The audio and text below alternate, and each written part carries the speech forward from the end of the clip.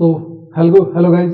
I hope you are doing well, and you already know we are starting a new initiative of we are conducting 5 mock tests free of cost.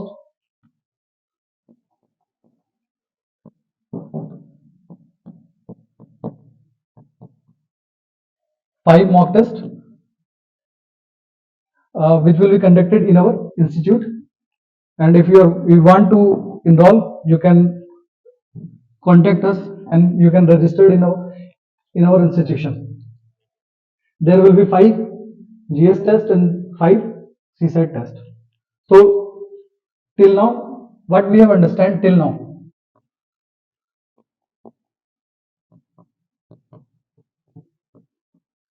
we start from the microeconomic, then macro,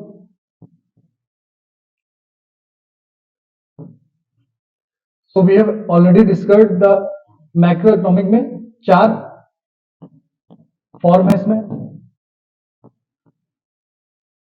तो एक micro अपन कर रहा था. Macro economic में क्या था? Macro economic का अपन ने डिमांड, सप्लाई, इलास्टिसिटी,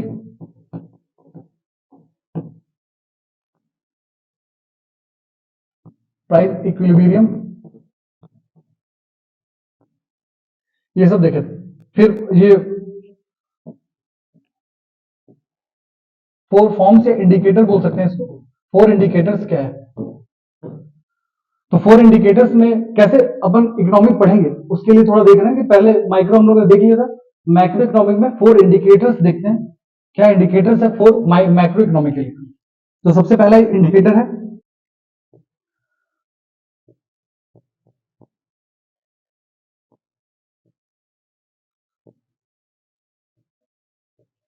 सबसे पहला है लो inflation.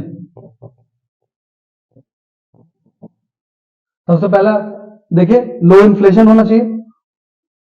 Low and stable inflation.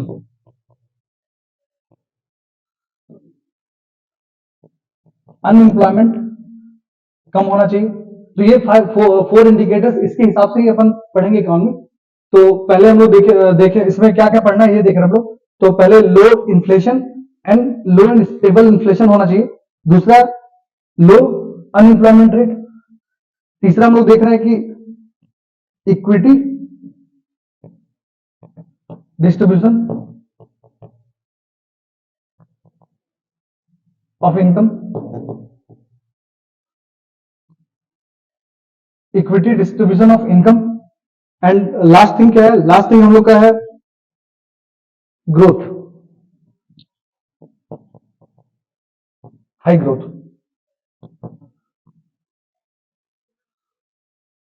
तो इन्फ्लेशन का अलग से टॉपिक ही करेंगे हम लोग. इन्फ्लेशन का अलग से टॉपिक करेंगे. अनएम्प्लॉयमेंट कम होना चाहिए. ये 4 इंडिकेटर्स कोई भी मैक्रो इकोनॉमी में अगर हम जाएंगे, हमें ये 4 चीज पढ़ना पड़ेगा. ये 4 चीज कोई भी इकोनॉमी में होना चाहिए. Low and stable inflation, unemployment is low, low unemployment, equity distribution of income. इसमें 2 चीज हमें पढ़ना है, poverty and inequality. So in the third point, equity distribution of income, we have to read the poverty and inequality dimensions. And high growth market, capital market, money market and capital market. These are the things which we will deal in this unit. High growth. So this is the overall scenario of economy, and from here we will see the international institution affecting our economy.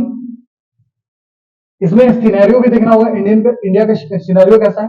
India के scenario में हम लोग देखेंगे कि क्या status है. जैसे 3 sectors देखना है हम लोग: एग्रीकल्चर, इंडस्ट्री, सर्विसेज. ठीक है. सो ये ओवरऑल हम लोग का थीम है कि कैसे कैसे हम लोग आगे बढ़ेंगे. तो ये हम लोग का कंप्लीट हो चुका है. मैक्रो इकोनॉमी भी देख चुके हैं हम, ये सब कंप्लीट हो चुका है. 4 इंडिकेटर्स में अब हम चलते हैं, स्टार्ट करते हैं. तो 4 इंडिकेटर्स में आज अपन देखेंगे अनएम्प्लॉयमेंट. अनएम्प्लॉयमेंट और पॉवर्टी और इनइक्वालिटी, ये दोनों I hope this will be complete in the next upcoming session in 2 sessions. फिर इन्फ्लेशन का टॉपिक है और मनी मार्केट, ये 2 क्लास लगेगा, इसमें भी 1 क्लास लगेगा और ये 2 क्लास। तो आई थिंक 8 और 9 क्लास में we will conclude the economy. चलिए फिर स्टार्ट करते हैं हम लोग अनएम्प्लॉयमेंट से।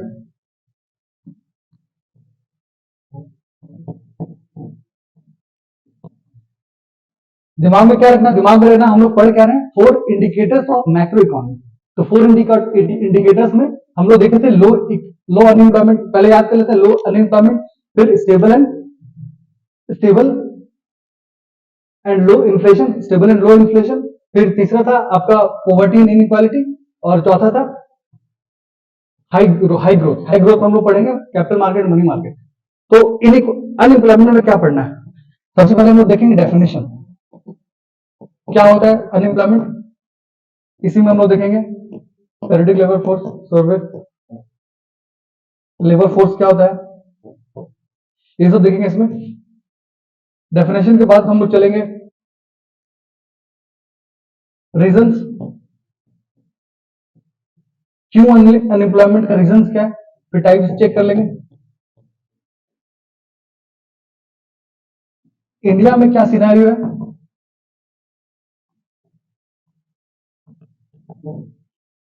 तो इंडिया में अनएम्प्लॉयमेंट का क्या सिनेरियो है, टाइप्स देखना है, रीजंस देखना है और डेफिनेशन देखना है।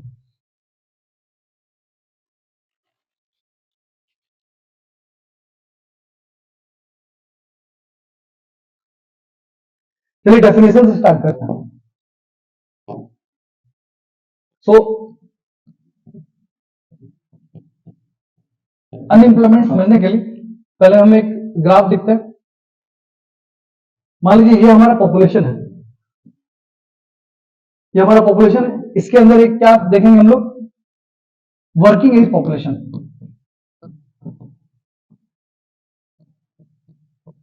तो वर्किंग एज पॉपुलेशन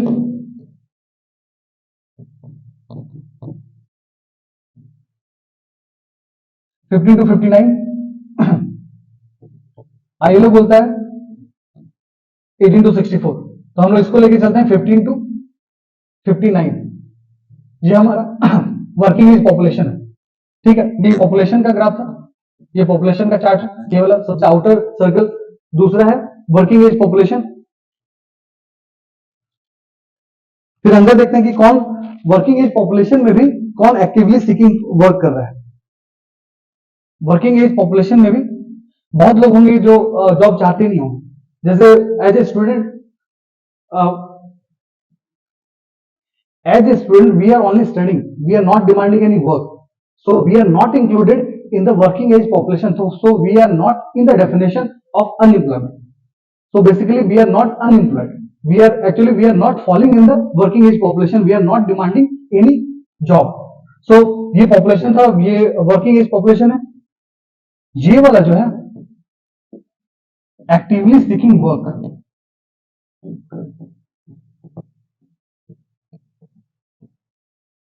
ये वाला जो है एक्टिवली सीकिंग वर्क है। इसके अंदर जो आएगा ये वाला पार्ट, इसमें अगर जॉब मिल गया, इसे गॉट जॉब, ये इसको बोलेंगे हम लोग ये एम्प्लॉयड। ठीक है, ये पॉपुलेशन है, और यहां इसके बाद देखेंगे वर्किंग एज पॉपुलेशन, उसके बाद actively seeking population, and this is those who got job. ठीक है, इसमें एक और चीज रहता है, इसमें एक चीज और देखना है हमें, डिपेंडेंसी रेशियो भी इसमें देख लेते हैं। ये टॉपिक कभी कभी एग्जाम्स पे पूछे जाते हैं। तो डिपेंडेंसी रेशियो क्या होता है, डिपेंडेंसी रेशियो मतलब क्या, कौन डिपेंड है, डिपेंड मतलब जो एज ग्रुप में नहीं आता है, not included in working age group. भाई जो ग्रुप में आ रहा है वर्किंग एज ग्रुप, तो इसका मतलब क्या हो गया कि जो 0 से 15 है प्लस जो 59 से अबव है, ये लोग आएंगे। भाई डिपेंडेंट जो है 15 से 59, इसका जो रेशियो आएगा वो डिपेंडेंसी है। इसका मतलब क्या होता है कि कौन हम लोग के ऊपर ज्यादा डिपेंड कर रहा है, इसका रेशियो से हम लोग को ये पता चलता है। उसके बाद हम लोग देखते हैं तो लेबर फोर्स पार्टिसिपेशन रेट क्या होता है। लेबर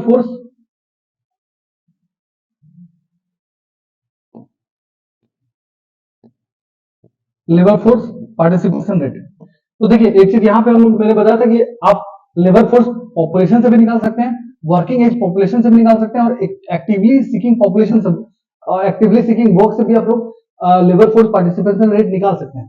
लेकिन अभी हम लोग पॉपुलेशन वाला लेके चलते हैं, वो जो मान्यता चलता है आईएलओ का अलग है, इंटरनेशनल लेबर ऑर्गेनाइजेशन का अलग स्कीम है। तो यहाँ पे हम लोग टोटल पॉपुलेशन के हिसाब से निकालते हैं। लेबर फोर्स में जो लेबर फोर्स में है, जो लेबर फोर्स में कौन रहेंगे, जो एक्टिवली सीकिंग वर्क में आते हैं, ठीक है, बाय पॉपुलेशन, इसको बोलते हैं हम लोग लेबर फोर्स पार्टिसिपेशन रेट। इसमें हम लोग अलग से निकाल सकते हैं सारा चीज, जैसे वुमेन्स का लेबर फोर्स पार्टिसिपेशन रेट क्या रहेगा, इसमें वुमेन्स का लगा लेंगे, वुमेन्स का पॉपुलेशन ले लेंगे, ठीक है।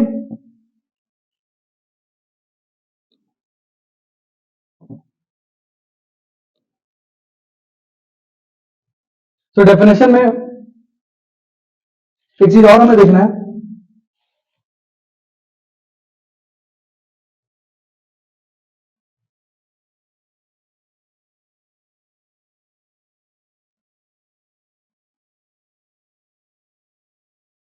डेमोग्राफिक डिविडेंड क्या होता है। Demographic,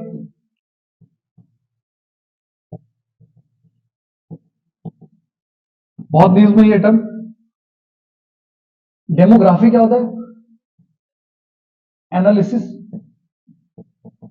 of a country population, किसी भी कंट्री के पॉपुलेशन का एनालिसिस करता है उसको डेमोग्राफी बोलते हैं। और डिविडेंड, द डिविडेंड क्या होता है, जो हम लोग शेयर या बेनिफिट जो मिलता है हमें, बेनिफिट वी गॉट। तो डेमोग्राफी डिविडेंड को तोड़ तोड़ के अगर हम समझेंगे तो डेमोग्राफी मतलब एनालिसिस, और डिविडेंड बेनिफिट। तो इसका मतलब हो गया कि जो हमारा बेनिफिट है, किससे बेनिफिट है, expected benefit that India, expected benefit that India will got from the population, ठीक है। तो डेमोग्राफिक डिविडेंड में ये हो गया, इसका डेफिनेशन पता चल गया। डेफिनेशन के बाद जैसे अभी आपने न्यूज सुना होगा 2050 तक हमारा जो पॉपुलेशन बहुत यंग होने वाला है, हम लोग का एवरेज पॉपुलेशन बहुत यंग है, 29 ईयर्स कहा जा रहा है। तो 29 ईयर्स हम लोग, और जैसे कि आप डेवलप कंट्री में जाओगे, जापान में, वो लोग अभी से हो गया 40-45 में चला गया वो लोग।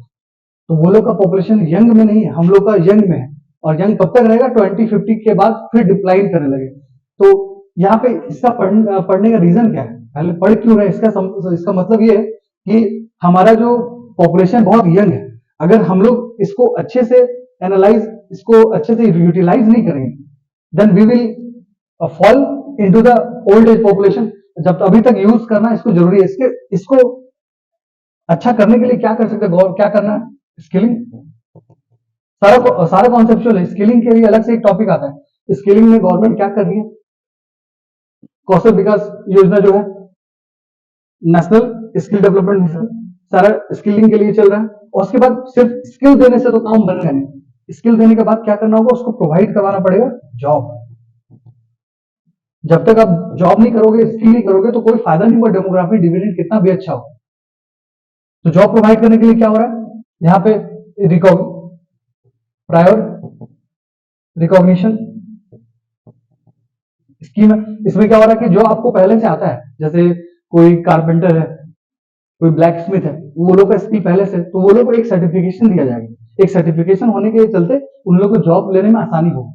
तो ये पूरा इंडिया का आगे का जितना भी मोटो है, वो इसी के चलते चल रहा है। डेमोग्राफिक डिविडेंड से ही आगे का हम लोग जो भी समझेंगे इसके बाद समझेंगे। सो डेमोग्राफिक डिविडेंड के बाद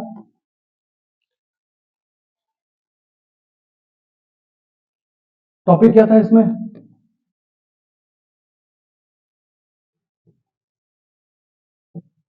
जब मेजरमेंट छूट गया, एक मेजर कैसे करते हैं हम लोग, ठीक है। डेफिनेशन देख लिया हम लोग, रीजंस में आएंगे, टाइप्स में आएंगे, अब मेजरमेंट देखते हैं कैसे मेजर करते हैं हम लोग।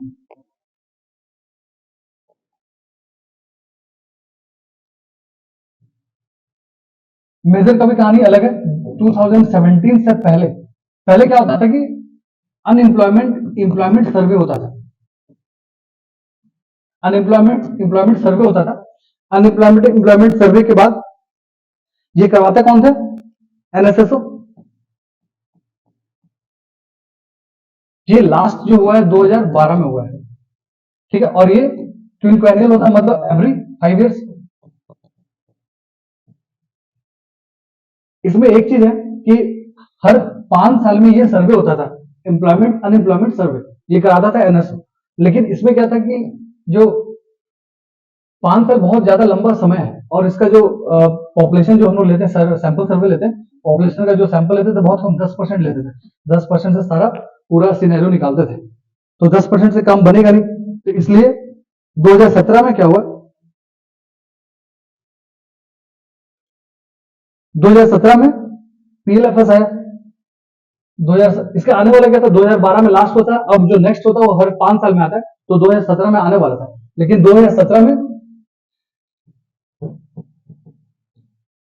इसका रोल बनता है periodic labour force survey. Periodic labour force survey में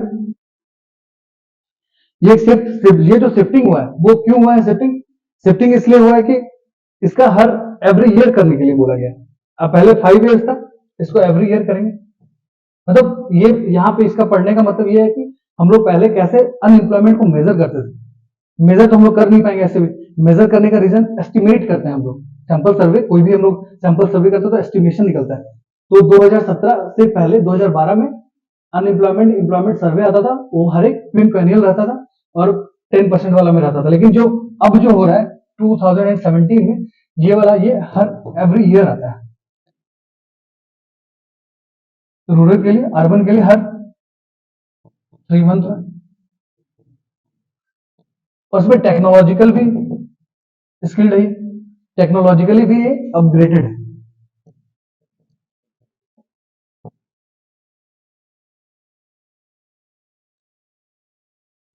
ठीक है। अब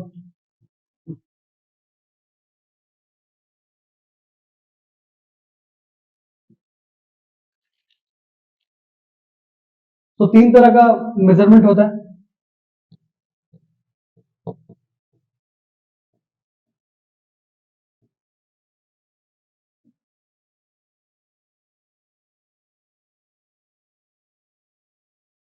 इसको प्रिंसिपल स्टेटस और सब्सिडरी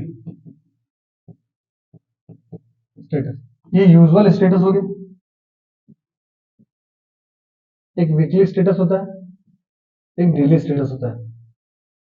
तो प्रिंसिपल स्टेटस, ये सारा चीज जो मैंने लिखा हुआ है यहाँ पे, ये कैसे अनएम्प्लॉयमेंट और एम्प्लॉयमेंट है उसको एस्टिमेट करने का बात चलता है। तो यूजुअल स्टेटस में देखते हैं current weekly status and current daily status. तो हमारा जो एनएसएसओ है वो यूज करता है ये दोनों, और ये वाला जो पार्ट है ये होता है centre for monitoring of Indian economy, ये यूज करती है डेली स्टेटस। तो समझते हैं क्या होता है यूजुअल स्टेटस। तो पहला, एम्प्लॉयमेंट के लिए क्या चाहिए? एक्टिवली सीकिंग वर्क, आप वर्क खोज रहे हो। तो यहाँ पे इसका देखिए, यहाँ पे दो चीजें, दोनों को ऐड करेंगे तो यूजर स्टेटस निकलता है। प्रिंसिपल स्टेटस में होता है कि 182 डेज से ज्यादा अगर आप एक्टिवली वर्क सीक कर रहे हो, एक्टिवली वर्क सीक कर रहे हैं, उसके बाद मेजर 50% से ज्यादा अगर आपको जॉब मिल रहा है, काम कर रहे हो, तो इसको बोलते हैं आप प्रिंसिपल स्टेटस के थ्रू आप इंप्लॉयड। उसके बाद सब्सिडरी स्टेटस, इसी में एक छोटा सा कॉन्सेप्ट है कि आप 30 डेज से ज्यादा एम्प्लॉयड, 30 डेज से ज्यादा अगर आप इंप्लॉयमेंट एक्टिवली सीकिंग, तो आप पहले प्रिंसिपल स्टेटस में तो आना ही चाहिए। आप 182 डेज का एक्टिवली वर्क सीक कर रहे हो। लेकिन यहाँ पे 50% क्राइटेरिया नहीं है, सब्सिडी में तो थोड़ा कम, 30 डेज के लिए भी अगर कर रहे होगे तो आप यूजुअल स्टेटस में आप इंप्लॉयड हो, ठीक है। तो ये वाला आई hope you understand this things, usual status. अब वीकली स्टेटस में आता है, ये वाला क्लियर हो गया। अब वीकली स्टेटस में क्या होता है, एक वीक, वीक से तो पता चल रहा है 1 वीक, एक वीक में पर पर्सन एक एक घंटा भी अगर आप कोई जॉब मिला होगा पिछले एक हफ्ता में, आपसे क्वेश्चन पूछा जाएगा इसमें आपसे, वो जब जब भी कोई भी सर्वे होता है तो आपके घर घर आकर के पूछा जाता है कि आप कितने दिन एम्प्लॉयड हो। अगर आप पिछले हफ्ता में एटलीस्ट 1 आवर में पर पर्सन पर डे, 1 घंटा भी अगर आपको एम्प्लॉयमेंट मिला होगा, you are employed in the current weekly status. Daily status ये इंटेंसिटी जानता है,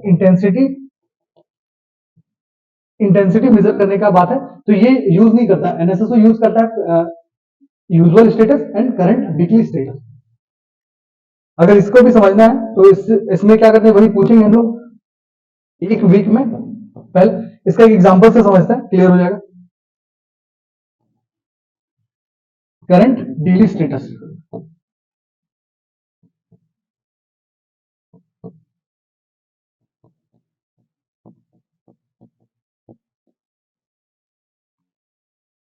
suppose we got a data for CDS, current daily status. So एक वीक का बात करते हैं हम लोग, 1 वीक में। तो एक डेटा मुझे मिला है Monday, Tuesday, Wednesday, Thursday, Friday and Saturday, Sunday. So the person A got job या और actively seeking work for 5 days,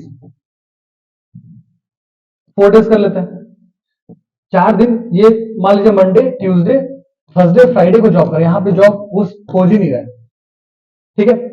4 दिन वो जॉब कर रहा है, 4 डेज। अब इसमें हम लोग क्या पूछेंगे कि इसका वैल्यू होता है greater than 4 hours, 1 to 4 hours और लेस देन 4 आवर्स। इसका हम लोग मार्किंग करते हैं, इसमें मार्क करेंगे हम लोग 1, इसमें 0.5, इसमें 0। ये मार्किंग के बेसिस हम लोग इसका एस्टिमेट निकालेंगे। तो मान लीजिए ये 4 घंटे से ज्यादा, ये 9 घंटा वर्क कर रहा है, तो इसका मार्किंग कितना हो जाएगा, 9 घंटा वर्क कर, तो इसका 1 हो गया। ये 3 घंटा वर्क कर रहा है इस ट्यूसडे में, 3 घंटा वर्क कर रहा है तो 0.5 हो गया इसका। यहाँ पे 5 घंटा वर्क कर रहा है तो 1 हो गया। और 3 घंटा जब कर रहा है, लेस देन 1 to 4, 0.5 हो गया। और ये 5 घंटा है तो 4 से ज्यादा तो 1 हो जाएगा। और एक दिन बचा है, 2 घंटा वर्क कर रहा है, 2 घंटा वर्क कर रहा है मतलब 1 से 4 इसका हाफ हो जाएगा। हम लोग जोड़ते हैं 1 + 2 + 3, 3/, और कितना दिन वर्क हो जाता वो 4, तो 3/4 ये। और सारा एक ये पर्सन ए के लिए था, वैसे ही सारे सैंपल सर्वे में सारे लोग का हम लोग पॉपुलेशन ऐड करेंगे और यहां से हम लोग परसेंटेज ऑफ एम्प्लॉयमेंट यहां निकलेगा। यहाँ पे 75% एम्प्लॉयड है तो ये 25% अनएम्प्लॉयड यहां मिलेगा। वैसे ही पूरा को हम लोग एक बार समेशन करके सारा चीज निकाल सकते हैं, ठीक है। I hope you got the point, how we estimate the unemployment. तो 3 हम लोग, ये इंपॉर्टेंट 3 चीज याद रखना है, usual status, current weekly status and current daily status. Many times you got it question from any of this, ठीक है। तो आगे चलते हैं। तो हमने क्या क्या कर रखा है अभी तक अनएम्प्लॉयमेंट के टॉपिक में। तो मेजरमेंट हो गया, डेफिनेशन हो गया, अब आते हैं रीजंस में। क्यों रीजंस फॉर अनएम्प्लॉयमेंट, रीजन क्या है मार्क अनएम्प्लॉयमेंट का।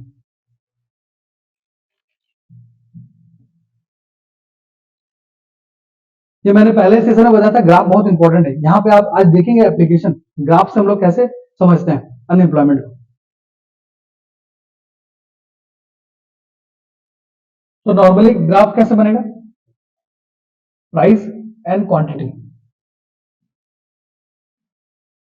तो ये डिमांड वाला है, तो डिमांड किसके लिए है, किसका डिमांड है, ये लेबर का डिमांड है, किसके द्वारा, बाय फर्म। कोई भी कंपनी लेबर को डिमांड कर रही है, कितना डिमांड कर रही है इस पोजीशन से पता चलेगा। और सप्लाई वाला, तो supply of labour, labour supply कौन करेंगे, हम ही लोग करेंगे, हम ही लोग में जो है हम लोग जाके वहां पे सप्लाई देंगे लेबर का। प्राइस, प्राइस ऑफ लेबर मतलब वेजेस, ये वाला वेज का हो गया। क्वांटिटी, क्वांटिटी में क्या पता चलेगा हमें, एम्प्लॉयमेंट, ठीक है। ये समझ में आ गया। अब देखते हैं हम लोग नॉर्मली क्या होगा, इनविजिबल हैंड का आप बात याद करें और इसमें पता चलता है कि वो मार्केट खुद पे खुद अपने आप को इक्विलिब्रियम में शिफ्ट करेगा। तो जितना ज्यादा जितना डिमांड है उतना सप्लाई है, तो इक्विलिब्रियम में यहाँ पे है, एम्प्लॉयमेंट इक्विलिब्रियम में आ जाता है। अब क्या होता है, हम लोग सिनेरियो देख रहे हैं अनएम्प्लॉयमेंट के लिए, तो दो चीज यहाँ पढ़ना है हमें, दो चीज हमें रीजन फॉर अनएम्प्लॉयमेंट पढ़ना है। क्लासिकल थ्योरी देखते हैं हम लोग, क्लासिकल थ्योरी, और दूसरा है कीनेसियन थ्योरी। तो दोनों चीज समझेंगे तो हमें पता चलेगा कि अनएम्प्लॉयमेंट का रीजन क्या है। तो यहां पे क्या हुआ,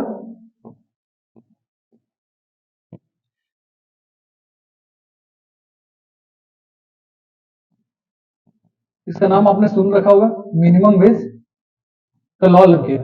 मिनिमम वेज गवर्नमेंट ने क्या करा कि एक मिनिमम वेज का फिक्स कर दिया, क्योंकि जो मार्केट इक्विलिब्रियम था उस पर आप इंटरवेंशन कर रहे हो, आप खुद जाके बोलो कि इससे ज्यादा आप किसी को नहीं, इससे कम नहीं दे सकते। मिनिमम वेज का ग्राफ आपने अगर शिफ्ट कर दिया, ये जो वेज था, ये वेज मिनिमम वेज का लॉस हुआ, मिनिमम वेज। अब क्या होगा देखिए, यहां पे ये ग्राफ यहां पे शिफ्ट हो गया, ये वाला यहां पे है। तो इसका मतलब क्या हुआ कि सप्लाई ऑफ लेबर,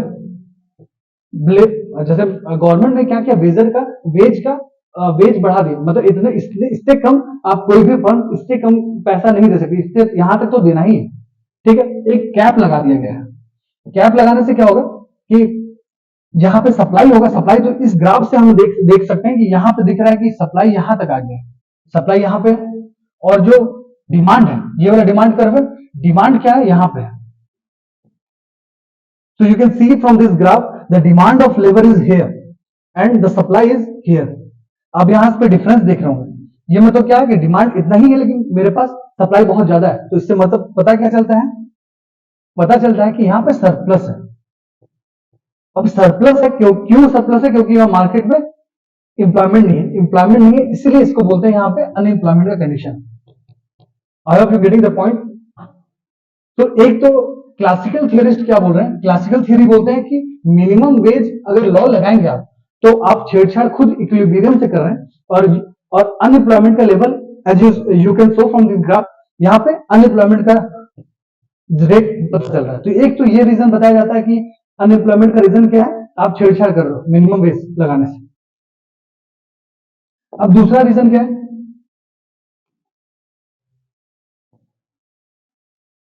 क्लासिकल हम लोग देख लिए।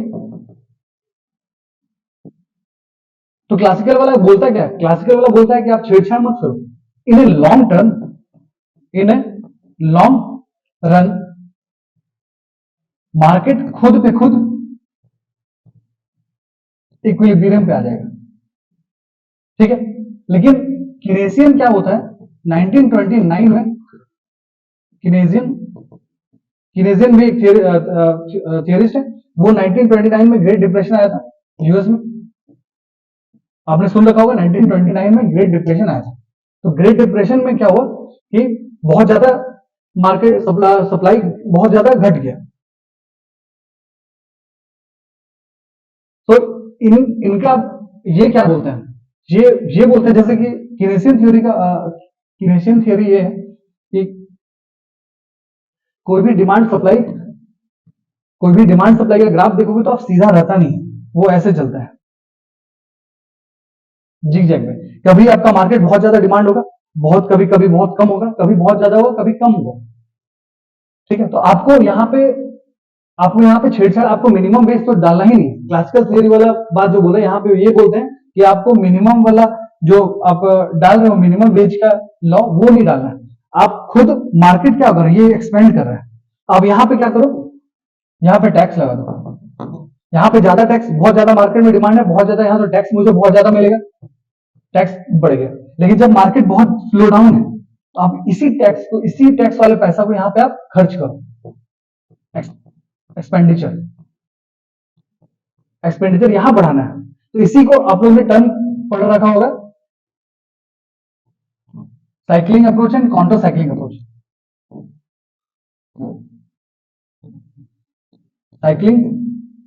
Cyclical approach and counter cyclical approach.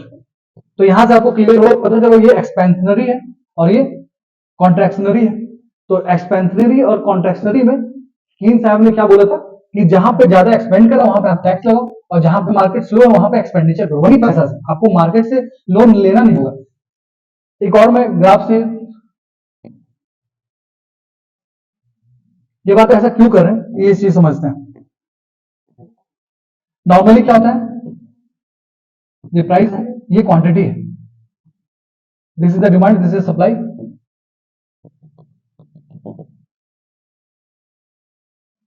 Veg wage जैसे वेज बढ़ गया, वेज बढ़ेगा तो प्राइस ऊपर आएगा, तो ये वाला शिफ्टिंग होकर डिमांड पे इससे, ठीक है।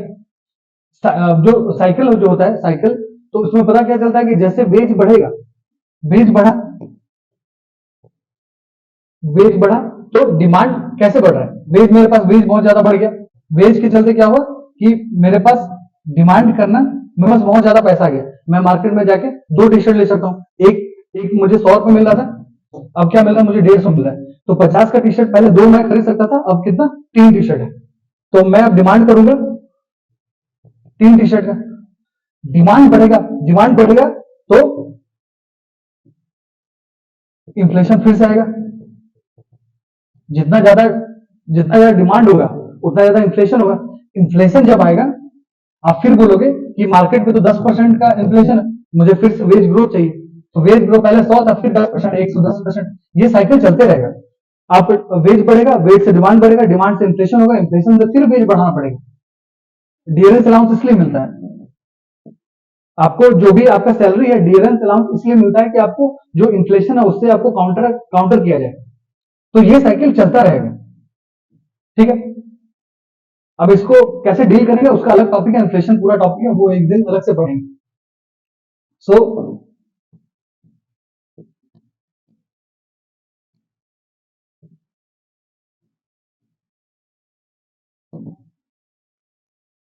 सो हमने अभी तक देख लिया डेफिनेशन, रीजन देख लिया, मेजरमेंट देख लिया, टाइप्स में आते हैं। टाइप्स ऑफ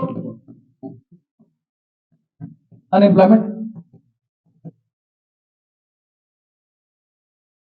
एक तो पर्सन टू पर्सन वेरी करता है, पर्सन टू पर्सन, एक है person to economy, economy person. तो यहां हम लोग 4 चीज पढ़ते हैं, साइक्लिकल, स्ट्रक्चरल, फ्रिक्शनल,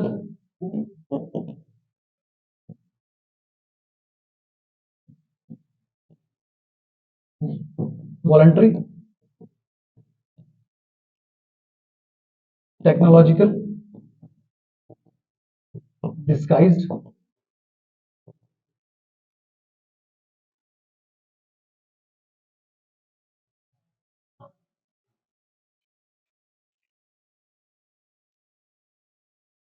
एक और होता है यहाँ पे सीजनल। तो पहले स्ट्रक्चरल में चेक करते हैं, स्ट्रक्चर क्या होता है, कोई भी इकोनॉमी का एक स्ट्रक्चरल वेरिएंट होना चाहिए। जैसे इंडिया का चेक करते हैं, इंडिया कैसा है, एग्रीकल्चर बेस्ड है, यहाँ पे पॉपुलेशन जो है ज्यादा एग्रीकल्चर पे है, उतना ज्यादा टेक्नोलॉजिकल एडवांसमेंट नहीं है। तो ये एक बेसिक क्राइटेरिया होता है कोई भी कंट्री का। तो स्ट्रक्चरल चेंज जब कोई भी, जैसे अभी क्या हो रहा है कि पेट्रोल डीजल से ईवी में शिफ्ट हो रहा है, ईवी में शिफ्ट होगा तो ड्राइवर का जरूरत कम हो जाएगा, ड्राइवर ये ऑटोमेटेड सेल्फ ड्राइव का जो है, सेल्फ ड्राइव ड्रिवन का, उसमें जो ड्राइवर्स का वो कम हो जाएगा। तो ये स्ट्रक्चर कोई भी ऑर्गेनाइजेशन का अगर स्ट्रक्चर पे चेंज आ रहा है तो वहां से जो अनएम्प्लॉयमेंट, वहां से जो जॉब लॉस होती है उसको बोलते हैं हम लोग स्ट्रक्चर अनएम्प्लॉयमेंट, स्ट्रक्चर अनएम्प्लॉयमेंट। उसके बाद एक और टॉपिक है फ्रिक्शनल।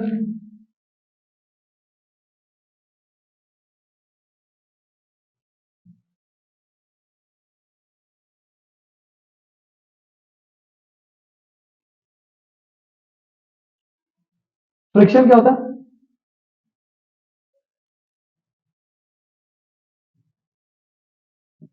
सो स्ट्रक्चर का और एक एग्जांपल देते हैं, जैसे कि इंडस्ट्री, कोई भी इंडस्ट्री है, पहले लेबर बेस्ड थी, अब मशीनरी ले आया गया, टेक्नोलॉजिकली एडवांस कर रहे हैं हम जब भी, तो मशीनरी लाएगा। तो पहले 100 लोग की जरूरत है, अब 50 लोग की ही जरूरत है। तो यहाँ पे जो जॉब लॉस हुआ है उसको बोलते हैं हम लोग स्ट्रक्चरल अनएम्प्लॉयमेंट। ठीक है, अब नेक्स्ट आते हैं हम लोग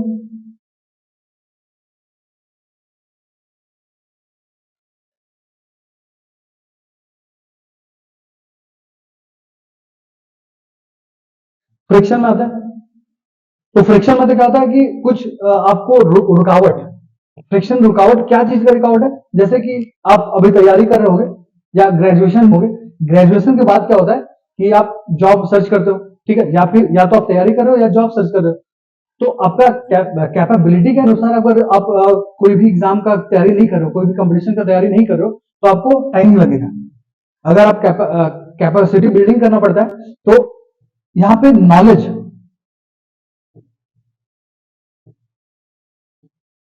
मतलब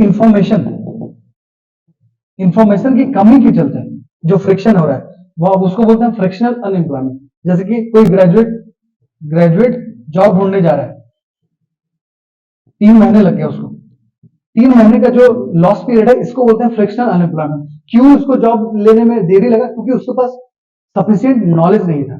ठीक है, तो फ्रिक्शन समझ में आ गया, स्ट्रक्चर हो गया फ्रिक्शनल। यहाँ पे इनसफिशियंसी भी बोलते हैं, इनसफिशियंसी, जैसे कि दो जॉब, एक पर्सन ए है, एक ही पर्सन है, एक जॉब जोमेटो में जॉब करता था, अब उसको स्विगी में जाना है। इसके बीच का जो स्विचिंग पीरियड में है, मान लीजिए 4 मंथ लग गए, तो ये जो 4 मंथ जो अनएम्प्लॉयड रहा ये बंदा, उसको बोलते हैं हम लोग फ्रिक्शनल। तो स्ट्रक्चर, किसी भी कंट्री के स्ट्रक्चर में चेंज, जो बेसिक स्ट्रक्चर में चेंज लाना, उसको स्ट्रक्चर बोल रहे हैं। फ्रिक्शनल तो हम लोग देख लें, फ्रिक्शनल में आप एग्जांपल रखो कि कोई भी बंदा जब 2 जॉब स्विच करता है, तो वहां पे जो समय लग रहा है उसको हम लोग फ्रिक्शनल बोलते हैं।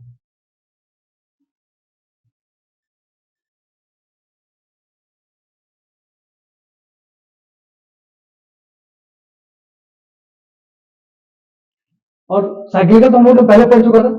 साइक्लिकल, जो एक साइकिल में जब कोई भी इकोनॉमी में बूम रहता है,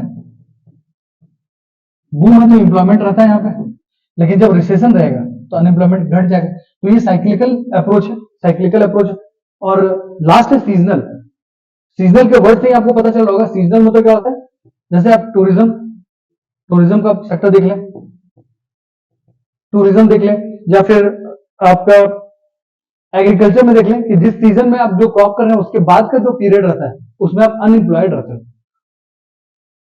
सीजनल में, टूरिज्म में क्या हुआ कि जैसे समर के दिनों में आप अगर चल जाओगे शिमला मनाली, तो यहाँ पे बहुत ज्यादा हाई, टूरिज्म बहुत हाई रहेगा, लेकिन आप वही विंटर्स के समय थोड़ा सा लेवल डाउन रहता है। ठीक है, तो इसको बोलते हैं हम लोग सीजनल्स में। तो इसको, ये मेंस का टॉपिक हो जाएगा, जैसे कि इसको अब टैकल करने के लिए गवर्नमेंट क्या कर रही है उसको बाद में जब मेंस के टाइम पे पढ़ेंगे। अभी तो ये रैपिड रिवीजन और प्रीलिम्स के लिए हम लोग पढ़ रहे हैं 12 डेज में। तो सारा बेसिक पॉइंट थियरी कंप्लीट कराने का कोशिश कर रहा हूं मैं। So here we have already discussed the types of unemployment. Types of unemployment में अब देखिए, पर्सन टू पर्सन वैरी कर रहा है। वॉलंटरी, मुझे जॉब करना ही नहीं है, मैं लेबर फोर्स में है ही नहीं, तो ये वॉलंटरी है। टेक्नोलॉजिकल, पता चल डिस्गाइज, यहाँ पे क्या होता है, मार्जिनल प्रोडक्टिविटी 0 हो जाता है जिसका। तो मार्जिनल प्रोडक्टिविटी मतलब जैसे कि